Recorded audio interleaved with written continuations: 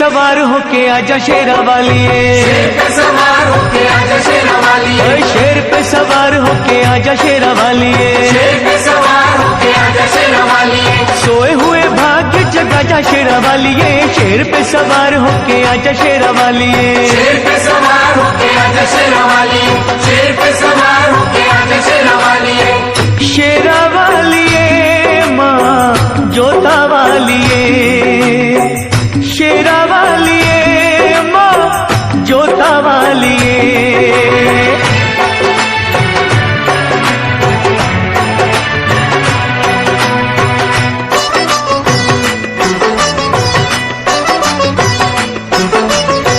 जोत माँ जगा के तेरी आस ये लगाई है,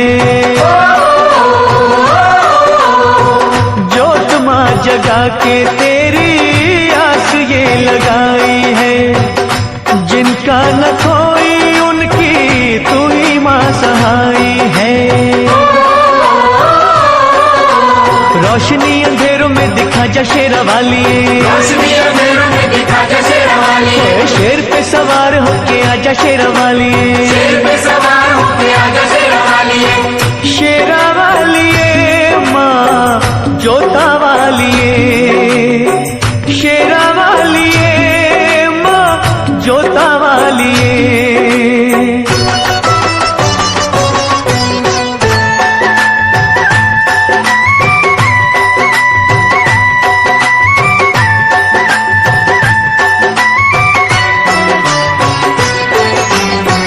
रखियों मलाज इन अखियों के तारों की, रखियों मलाज इन अखियों के तारों की, डूबने न पाए नैया हम बेसहारों की। नैया को किनारे पे लगा जा शेरा वालिए, नैया को किनारे पे लगा जा शेरा वालिए, शेर पे सवार होके आजा शेरा वालिए, शेर पे सवार होके आजा शेरा वालिए, शेरा वालिए माँ जोता वालिए, शेरा वालिए माँ जोता वालिए।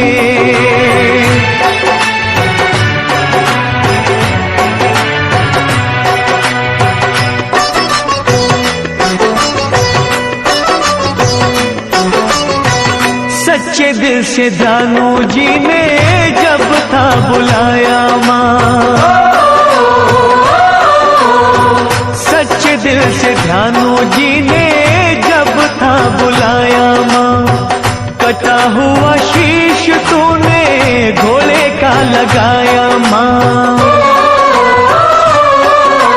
भक्तों की आन को बचा जा शेरा वालिए, भक्तों की आन को बचा जा शेरा वालिए, शेर पे सवार होके आजा शेरा वालिए, शेर पे सवार होके आजा शेरा वालिए, शेरा वालिए माँ जोता वालिए, शेरा वालिए माँ जोता वालिए, शेर पे सवार होके आजा शेरा वालिए, शेर पे सवार होके आजा शेरा वालिए, शेर पे सवार होके आजा शेरा वालिए, शेर पे सवार होके आजा शेरा वालिए, शेर पे सवार होके आजा शेरा वालिए, शेर पे सवार होके आजा शेरा वालिए, शेर पे सवार होके आजा शेरा वालिए, शेर पे सवार होके आजा शेरा वालिए।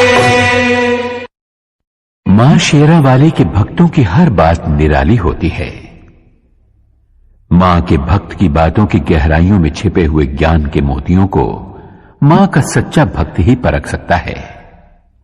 माता वैष्णो का परम भक्त एक किसान था, कड़ी मेहनत करता था और मस्त रहता था। एक दिन मदनपुरा का राजा घोड़े पे सवार हो उस ओर से निकला।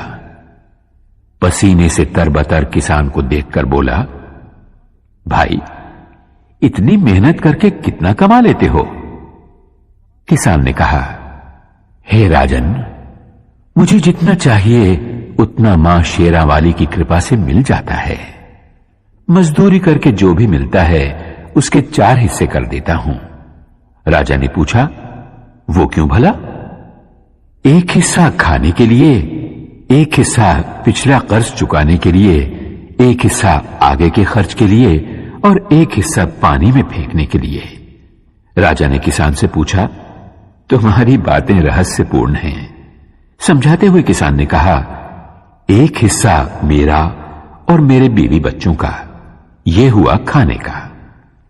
एक हिस्सा मेरे बूढ़े मां बाप का खर्च, यह हुआ पुराना कर्ज। एक हिस्सा मेरे बाद वाली पीढ़ी के लिए, यह हुआ आगे का खर्च। एक हिस्सा दान में देना, यह हुआ पानी में फेंकना। राजा को किसान की बात जच गई, लेकिन उसने कहा, यह रहस्य कभी किसी को न बताना, जब तक कि तुम राजा का मुंह 1000 बार न देख लो।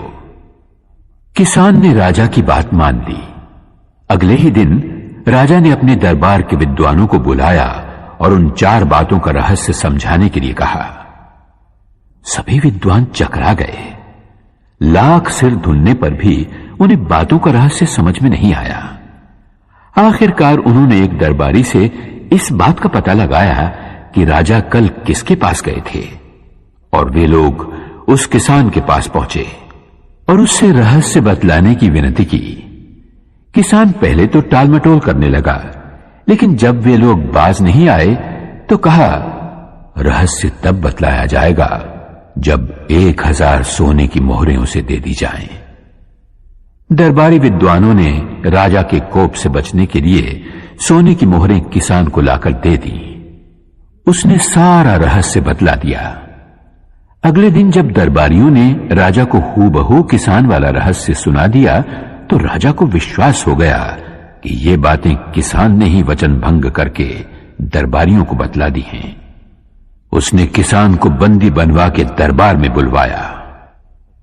तुमने 1000 बार हमारा मुंह देखे बिना रहस्य दूसरों को क्यों बतलाया? तुम्हें प्राण दंड मिलेगा। किसान ने कहा, महाराज, इन्होंने आपके चेहरे वाली 1000 स्वर्ण मुद्राएं मुझे दी। मैंने एक एक करके आपका चेहरा 1000 बार देखा, तभी रहस्य बतलाया। मैंने वचन भंग कहां किया महाराज? यह सुनकर राजा किसान पर प्रसन्न हुआ और उसे और भी इनाम दिया। यह उस किसान की बुद्धि का नहीं, जगत जननी माता की दया का चमत्कार था। मां की कृपा से उस किसान ने मौत को भी हरा दिया।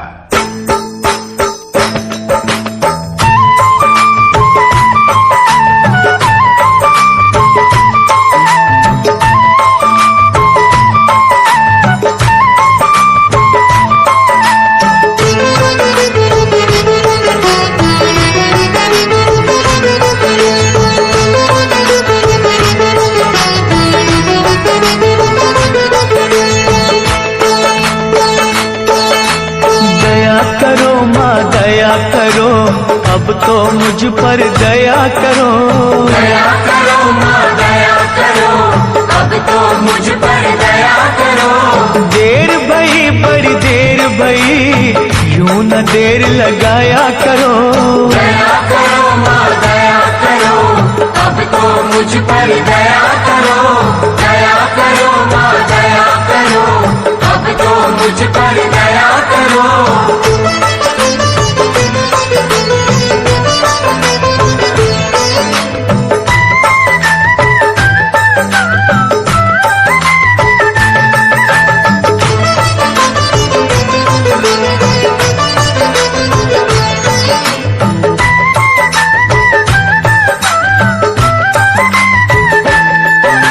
मुद्दत हो गई हाथ पसारे, अभी सुनी फरियाद नहीं, अभी सुनी फरियाद नहीं। माँ जग जननी इन बच्चों की आई तुम्हें क्यों याद नहीं? आई तुम्हें क्यों याद नहीं? हम हैं बड़े कमजोर,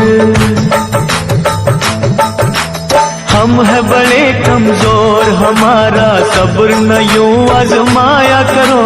दया करो माँ दया करो, अब तो मुझ पर दया करो। दया करो माँ दया करो, अब तो मुझ पर दया करो।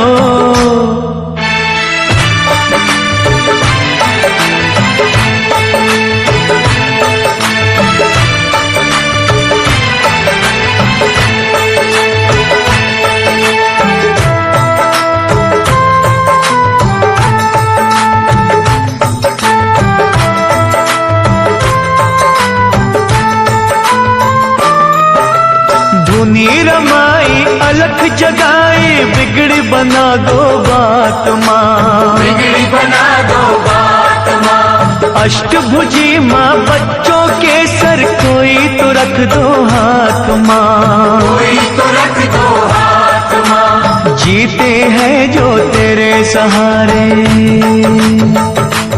ओ जीते हैं जो तेरे सहारे, उनको ना तड़पाया करो। दया करो माँ दया करो, अब तो मुझ पर दया करो। दया करो माँ दया करो, अब तो मुझ पर दया करो।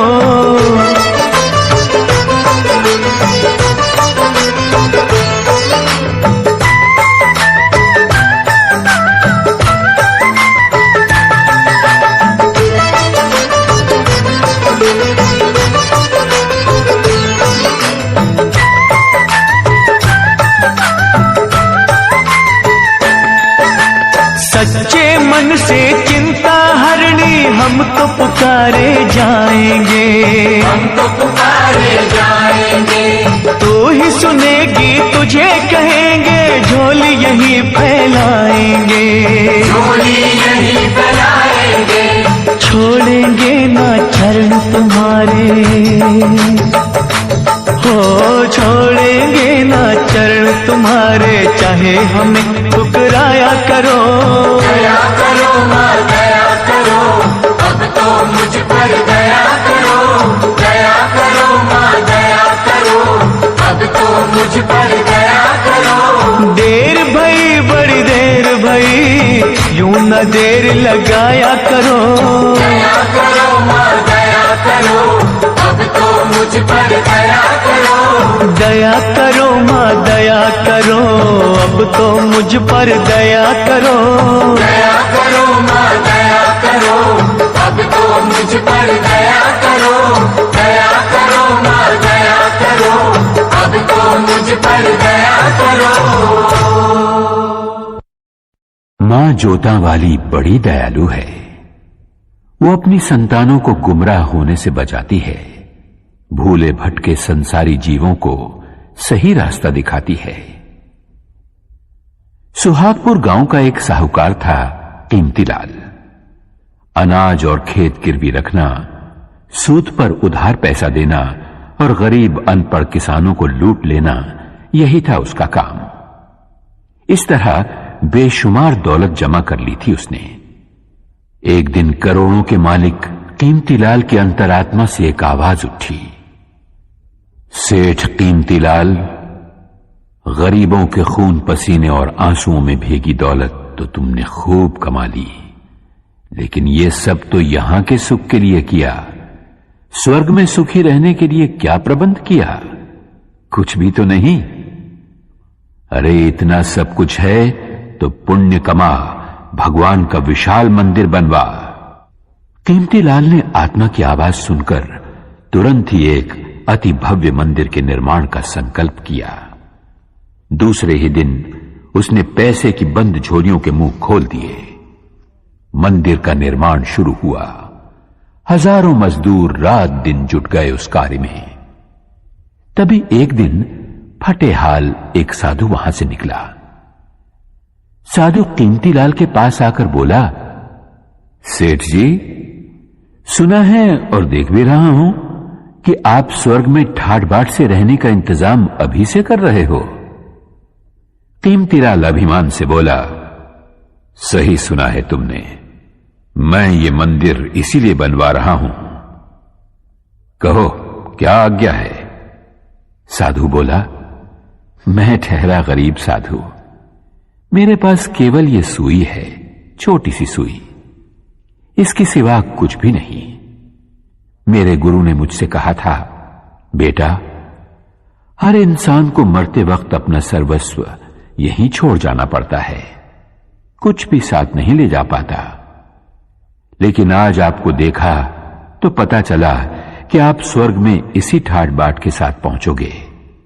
अगर कष्ट ना हो तो एक छोटा सा काम करोगे?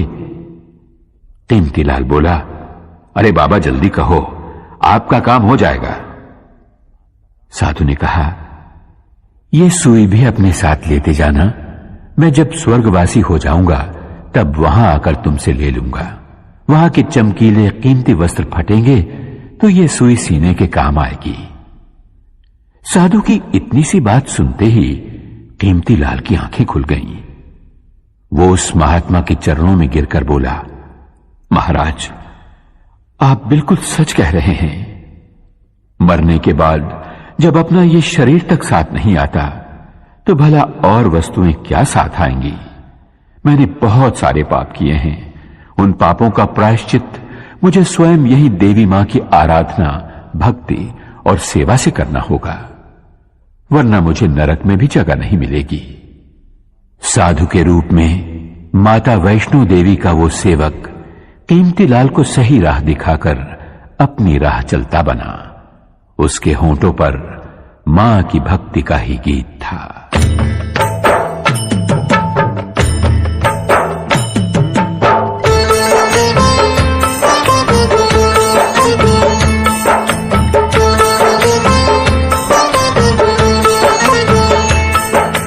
अपना काम है चरणों में तेरे माँ देना अर्जी, खैर देना या ना देना मैया ये तुम्हारी मर्जी। अपना काम है चरणों में तेरी माँ देना अर्जी, खैर देना या न देना मैया ये तुम्हारी मर्जी।